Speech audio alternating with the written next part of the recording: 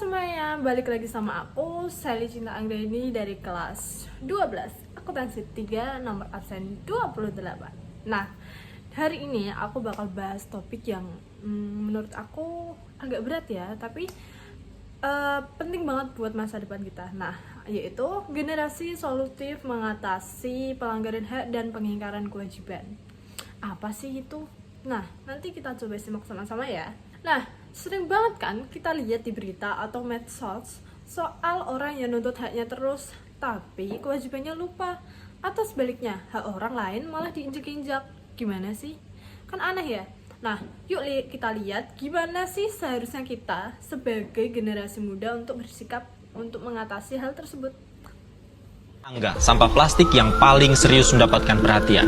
Ya benar, sampah plastik ini terus meningkat setiap tahunnya. Diharapkan pemerintah bisa menemukan solusi untuk mengurangi produksi sampah. Dibarengi dengan pengelolaan sampah yang bertanggung jawab sehingga plastik berakhir. Kondisi laut Indonesia kini berada dalam situasi kurang beruntung. Beberapa titik sudah jadi tempat pembuangan. Waduh, lihat deh. Dari video yang tadi, itu tuh contoh klasik pengingkaran kewajiban. Nah, kadang kita mikir, cuma satu sampah ini nggak akan ngebuat dunia ini banjir. Tapi, kalau semua orang pemikirannya sama dengan kayak gitu, ya lama-lama bisa jadi banjir lah. Iya kan? Keadilan sosial bagi seluruh rakyat ini. Katanya semua orang sama di mata hukum, sama-sama memperoleh haknya sebagai rakyat, mendapatkan keadilan yang setara. Tapi bukannya tajam ke bawah dan lembek ke yang punya kuasa ya. Berikut penerapan keadilan sosial pada hukum di negara berkembang tersebut. 1. Kasus Baik Nuril. Seorang guru merekam pelecehan seksual yang dia alami, tapi justru dia yang dihukum. Hukum macam apa itu? Korban pelecehan malah dipenjara. Dihukum 6 bulan dan denda 500 juta karena rekam suara pelecehan. Yang melecehkan bebas. Wah, 2. Kasus petani Kendeng. Warga Kendeng cuma ingin tanahnya aman, tapi karena menolak tambang semen, mereka ditangkap dan dikriminalisasi. Aksi damai diperlakukan bak kriminal. Lindungi alam kini dituduh makar?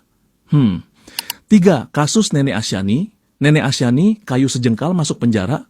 Nenek 63 tahun dihukum karena kayu sejengkal, tapi yang bawa kabur jutaan meter kubik entah kemana. 1 meter kayu jati dituduh mencuri.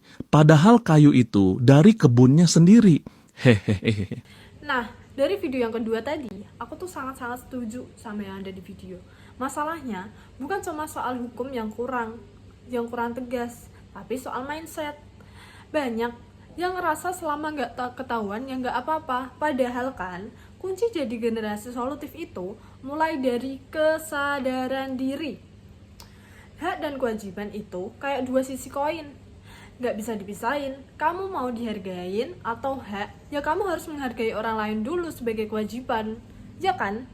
Terus, solusinya gimana? Jadi generasi solutif bukan berarti kita harus jadi pahlawan super. Kita bisa mulai dari hal-hal kecil. Contohnya, 1. Literasi digital.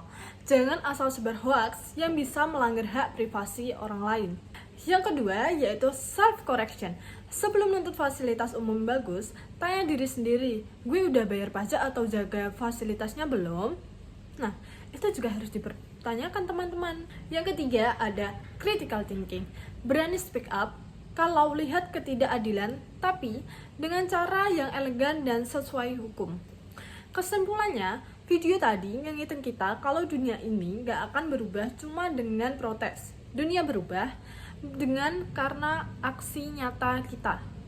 Kalau menurut kalian, apa sih pelanggaran hak yang paling sering kalian temuin di sekitar? Tulis di kolom komentar ini ya. Jangan lupa like, subscribe, stay solutif, stay awesome. Dadah!